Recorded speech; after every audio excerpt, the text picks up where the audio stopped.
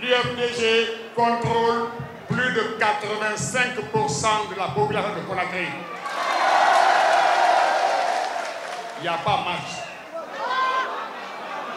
Monsieur le Président, comme Dr Doucouré l'a dit, je dois vous remercier. L'équipe des 45 conseillers que vous avez choisi à Patoto vous remercie pour votre hauteur d'esprit, pour avoir choisi une équipe dynamique. Nous avons été trichés à tous les niveaux. On avait des barrières à tous les niveaux. Jusque ce matin, les 14 conseillers de l'UFDG étaient à la commune à 9h pile. Ceux du RPG ne sont arrivés qu'à 10h30. Avec des procurations. Il y avait le monsieur qui était leur tête de liste, monsieur Kolia, qui était à la porte. Il voulait rentrer pour voter.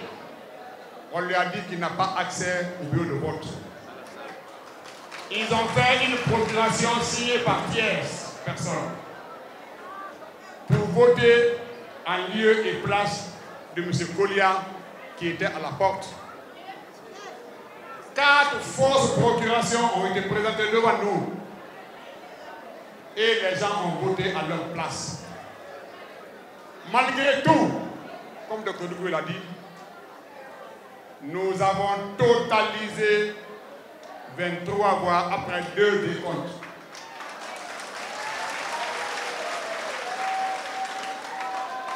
La presse était au grand complet. Un ancien administrateur de marché, comment il s'appelle déjà, un certain Keita, Aboubakar Keita, a surgi du bureau. Il était à côté du rédacteur de PV. D'abord, il est venu taper sur la table. On l'a extrait de la salle. Et lorsqu'on a rencontré 2 fois notre collègue Farah Minimolo, qui était le doyen d'âge des conseillers non candidats, était le président de séance. Il est là. Il a compté à haute voix 1, 2, 3, jusqu'à 23. Calmement bien salué.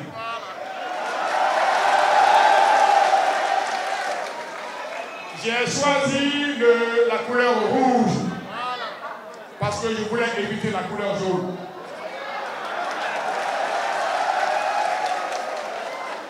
Mais nous avons senti dans la salle que tout tremblotait. Tout le monde était vraiment paniqué. Dès qu'ils se sont rendus compte que la victoire de l'UFDG est inévitable, le monsieur est revenu. Il a déchiré les bulletins de vote de mon concurrent qui était corse. Les bulletins de vote de l'UFDG n'ont pas été déchirés.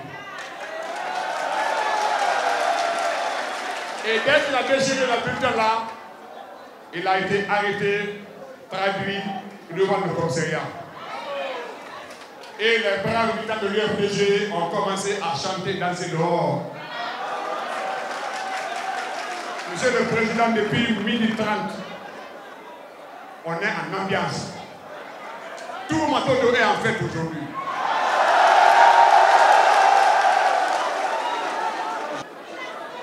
Monsieur le maire de Dixit, Monsieur le maire de Ratoma, Monsieur le maire de Matoto, je voudrais tout d'abord vous féliciter tous les 3 pour la victoire éclatante de l'UFDG dans vos communes respectives. Nous sommes fiers de vous parce que vous avez hissé très haut le drapeau de l'Union des forces démocratiques de Guinée. Aujourd'hui, c'est une grande fête pour vous, mais c'est surtout une grande fête pour l'Union des forces démocratiques de Guinée. Nos adversaires ne dormiront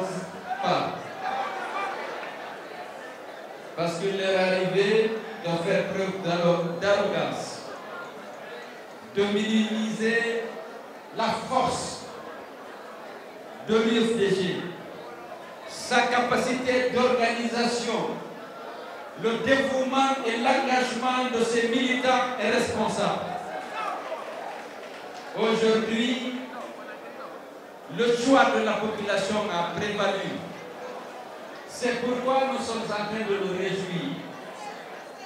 Nous avons gagné en effet largement à Kindia. On n'avait pas besoin d'alliance pour contrôler tous les députés dans les urnes. Nous avons gagné à Dubreka avec 60% des suffrages exprimés contre seulement 30% pour le RPG. Ils se sont emparés de la commune. Aujourd'hui, malgré toute la fraude qui a été rappelée ici dans toutes ces expressions, le refus de faire voter un élu, parce qu'on dit qu'on ne lui fait pas confiance, on lui fabrique une procuration qu'il n'a pas signée et on vote à sa place. Or, vous savez, personne ne fait plus confiance au RPG, y compris certains des élus du RPG. Ils ont douté. Ils ont imposé des procurations à des élus du RPG. Ils disent non, on ne vous fait pas confiance, vous faites une procuration. Parfois, ces gens ont refusé, mais ils ont quand même confectionné des procurations non valables. Parce qu'ils se sont dit que s'ils votent eux-mêmes, personne ne peut refuser à Matoto l'expérience, l'efficacité de l'honorable Kalenou Yassani. Les élus des autres listes savent bien que l'UFDG avait le meilleur candidat. Ceux qui votaient pour la commune, ils étaient convaincus que Kalenou est le meilleur maire que Ratoma et que Matoto pouvait se doter. Et c'est pourquoi nous avons gagné, parce que d'autres élus, d'autres listes ont voté pour nous. Mais ils savaient que certains du RPG qui aiment Matoto étaient aussi prêts à voter pour Kalenou. Parce qu'ils ont confiance en Kalenou, ils ont confiance à l'UFDG. Et je dois vous dire que Matoto a eu le meilleur maire qu'il pouvait avoir dans cette élection. Je connais personnellement l'honorable Kalenou Yassani. Il a été mon collaborateur. On a souvent rappelé les performances que le ministère de TP a réalisées pour le pays sous ma direction. Mais c'est sous l'effet conjugué de Kalenou, de moi-même et d'autres cadres qu'on a construit la route Kouroussa-Kankan avec le pont sur le Niger de 372 mètres à Iriki. C'est avec lui, grâce à sa technicité, qu'on a construit la route Kankan pour émaler 217 km avec le plus grand ouvrage de franchissement à Djelibakoro. C'est un ingénieur méticuleux, attentif, rigoureux, intègre.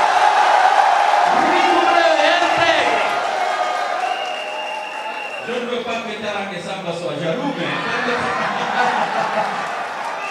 Non, mais c'est vrai, il est rigoureux, il est compétent, il est intègre.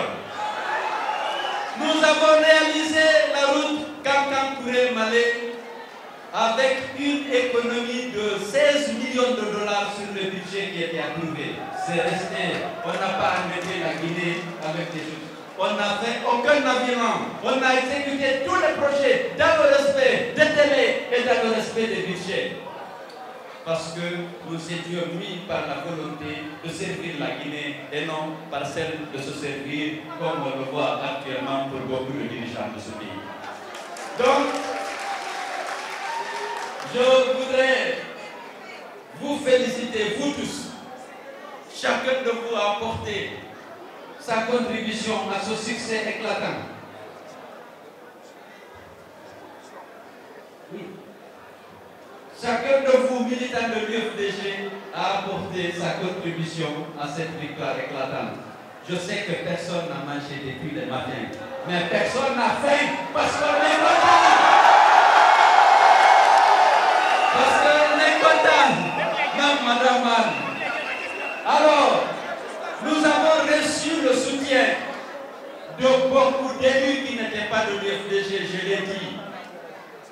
Des gens qui ont cru à notre candidat, des gens qui croient à notre projet de société, des gens parce qu'ils étaient dans l'opposition, ils ont souhaité que l'opposition gagne. Ils ont voté pour nous, aussi bien à Bixim, à Ratoma qu'à Matoto, et nous avons gagné.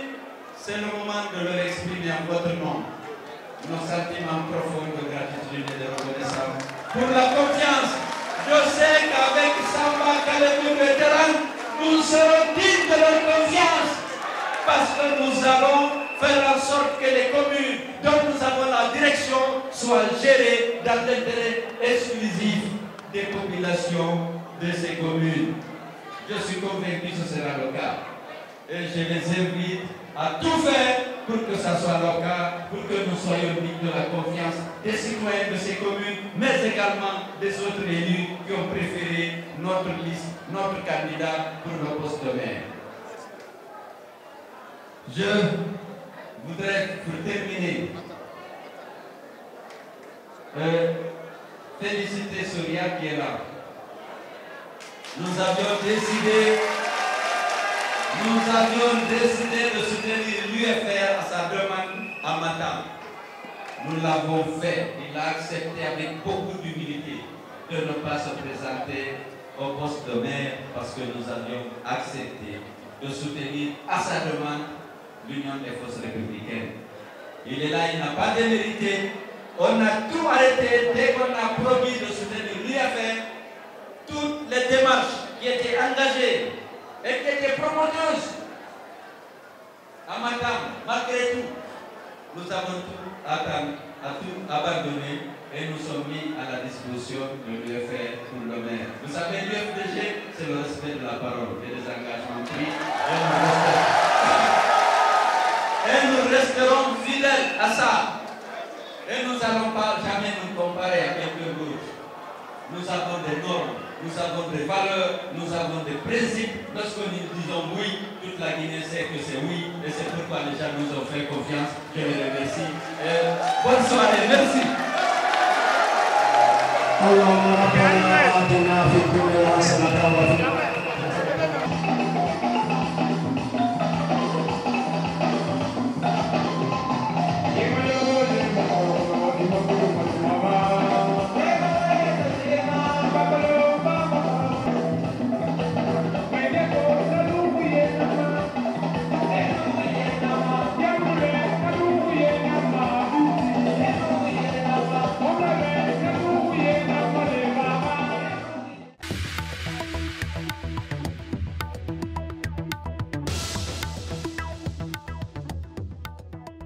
Nous poursuivons cette émission politiquement correcte avec l'interview politique et c'est le président de l'UFDG qui nous reçoit ici à domicile.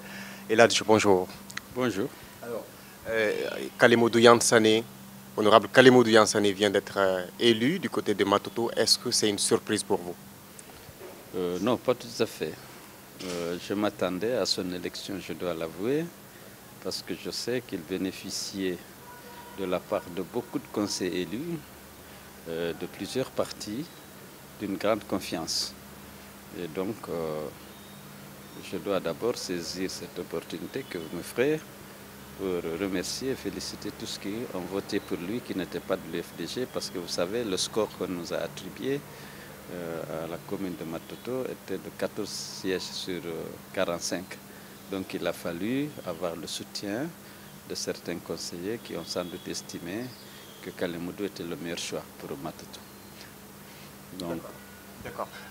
Du côté de Matoto, il y avait en tout cas des remous qui avaient commencé à éclater juste après son élection. Comment vous avez appris tout ça?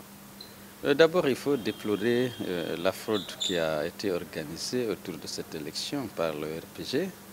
Et vous savez bien qu'il y a eu un conseiller, par exemple, qui est venu. On lui a dit qu'on lui a fait une procuration et que lui ne doit pas voter. Alors que, selon lui-même, il n'a pas signé de provocation. Il a dit qu'il veut exercer son droit, mais par la force, on lui a refusé l'accès à la salle.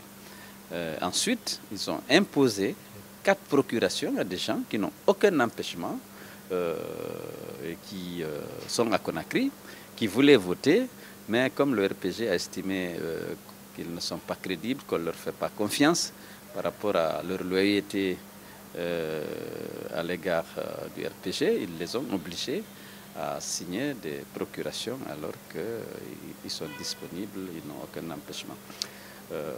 Ceci dit, après que le vote du maire, c'est-à-dire le premier poste de l'exécutif, a été fini, il y a eu des contestations. On a repris le comptage une fois, 2 fois. Mais le résultat était toujours le même. Kalemoudou avait 23 sièges et son adversaire unique, en l'occurrence le candidat du RPG, avait 22. Et donc il n'y avait pas lieu de faire un deuxième tour. Automatiquement, il a déclaré et élu au poste de maire. Et naturellement, le RPG n'était pas content. Ils ont organisé la pagaille, ils ont envoyé quelqu'un déchirer, semble-t-il, les bulletins de vote, les votes qui étaient effectués en faveur du candidat du RPG. Et puis, ils ont organisé une pagaille pour que la séance soit suspendue avant l'élection des autres membres de l'exécutif, en l'occurrence les 7 vice-maires. Votre réaction sur l'élection également du côté de Ratouma, de Taran? Oui, écoutez, je suis satisfait. Hein. Je pense que c'était ce qui était planifié par l'UFDG. D'abord, tous les élus de l'UFDG ont voté en faveur des candidats du parti, si bien que les 7 vice-maires et le maire ont été donnés par les conseillers à l'UFDG. Je me réjouis et je félicite les conseillers élus du parti pour leur cohésion, pour avoir accepté et défendu le consensus qui s'était dégagé lorsqu'il fallait établir la liste des membres de l'exécutif de l'UFDG. Alors, du côté de Matam, pourquoi l'UFDG n'a pas présenté un candidat pour concurrencer les autres? Écoutez, M. Sidia Touré, le président de l'UFR, m'avait demandé de le soutenir à Matam. J'ai marqué mon accord en disant qu'il allait me soutenir à Matoto. Et donc j'ai accepté, et lorsque j'ai accepté, j'ai demandé à tous mes candidats d'aller pour le poste de maire se mettre à la disposition du candidat officiel de l'UFR. Ce n'était pas simple, mais j'ai réussi à les convaincre et ils ont accepté d'annuler, d'arrêter toutes les démarches qu'ils étaient en train de mener pour pouvoir se faire élire au poste de maire. Et M. Soria Bangoura est allé se mettre à la disposition de M. Sako. L'UFR avait promis à l'UFDG de le soutenir pour le poste de vice-maire. Ça n'a pas été le cas. Bon, néanmoins, nous n'avons eu aucun poste de l'exécutif, malgré nos 9 conseillers qu'on a eus à l'occasion du scrutin du 4 février. Mais on a tenu quand même à respecter notre engagement vis-à-vis de l'UFR. D'accord. Globalement, dans la région de Conakry, l'UFDG remporte 3 communes, notamment Dixine, Ratouma et puis aujourd'hui Matoto. Dans le reste, pour l'installation de ces conseillers communaux à l'intérieur du pays, à quoi est-ce que vous attendez exactement? Parce que l'installation des conseillers communaux peine toujours à être faite et on se demande qu'est-ce qui se passe au juste. Vous connaissez ma position par rapport à ça. Et vous avez dit tout à l'heure qu'on a pris le contrôle de 3 communes à Conakry. Il faut dire pas n'importe lesquelles. Ratouma et Matoto sont les plus grandes communes de Guinée. Et après, bon, à Conakry, ici, la 3e, c'est bien naturellement Dixine. Donc nous avons gagné ces communes. Et nous avons été élus, en tout cas nos candidats ont été élus pour maire. Il faut s'en réjouir. Il ne faut pas perdre de vue que dans les urnes, l'UFDG avait gagné 76 conseillers contre 49 au RPG. Après les falsifications intervenues au niveau de la centralisation et de la CENI, on nous a laissé 69 conseillers contre 57 au RPG. Donc c'est une grande victoire de l'UFDG. D'abord, puisque les résultats réels nous ont donné une large avance par rapport à notre principal concurrent, en l'occurrence le RPG. Mais le fait d'être maire de Matoto, de Ratoma et de Dixine à Conakry, ce n'est pas rien. Il faut vraiment remercier nos militants et féliciter les élus des autres partis qui nous ont fait confiance pour nous soutenir dans les 3 communes concernées. Merci. Pour l'intérieur du pays, bon, vous savez, le RPG, c'est lui qui donne le feu vert pour que l'installation soit effectuée, et c'est illégal. Normalement, tous les conseils sont élus le même jour, ils ont le même mandat. Les conseils devraient être installés le même jour. Mais le RPG a décidé de n'autoriser le ministère de l'administration territoriale à installer les communes que lorsque il a réussi à retourner les élus des autres listes pour vraiment prendre le contrôle des communes. Vous savez que Matoto a été programmé 2 ou 3 fois et chaque fois ça a été annulé parce que le pouvoir se rendant compte à la dernière minute qu'il n'avait pas le moyen de contrôler la commune. C'est la même chose à Sangaredi, c'est la même chose à Kamsar, c'est la même chose à Bouroual-Tapé, c'est la même chose à Ourekaba. À Bouroual-Tapé et Ourekaba, les communes ne sont pas installées. Parce que pour Ourekaba, il y a un ministre originaire du coin, il ne veut pas perdre la face devant Alpha, et il ne veut pas que l'exécutif soit installé avant qu'il n'ait fini de retourner les autres. Mais pour le moment, il peine à le faire. À Bouroual-Tapé également, toutes les communes rurales de Pita ont été installées, mais le RPG tient à corrompre des gens des autres listes pour essayer de s'octroyer le quorum. C'est la même chose pour Sangaredi, c'est la même chose pour Kamsar, et c'était la même chose pour Koya, c'était la même chose pour Matoto, et même Ratoma. Ils ont tenté de déstabiliser l'UFDG à Ratoma. Heureusement, la fidélité et la loyauté des élus de l'UFDG, le soutien de certains conseillers d'autres partis alliés n'ont pas permis d'atteindre leurs objectifs. Nous allons vous entendre sur la démission du haut représentant du chef de l'État. M. Sidi Touré a finalement jeté l'éponge après 3 ans de collaboration avec le président Alpha Condé à l'issue des élections présidentielles de 2015. Oui, écoutez, il a démissionné. Bon, c'est lui qui sait effectivement les motifs pour lesquels il était parti, parce qu'il était vraiment ancré dans l'opposition. Vous savez, depuis 2011, on était en train de se battre avec Sidia dans l'opposition pour exiger la transparence des élections, le respect du calendrier électoral, pour exiger une meilleure gouvernance.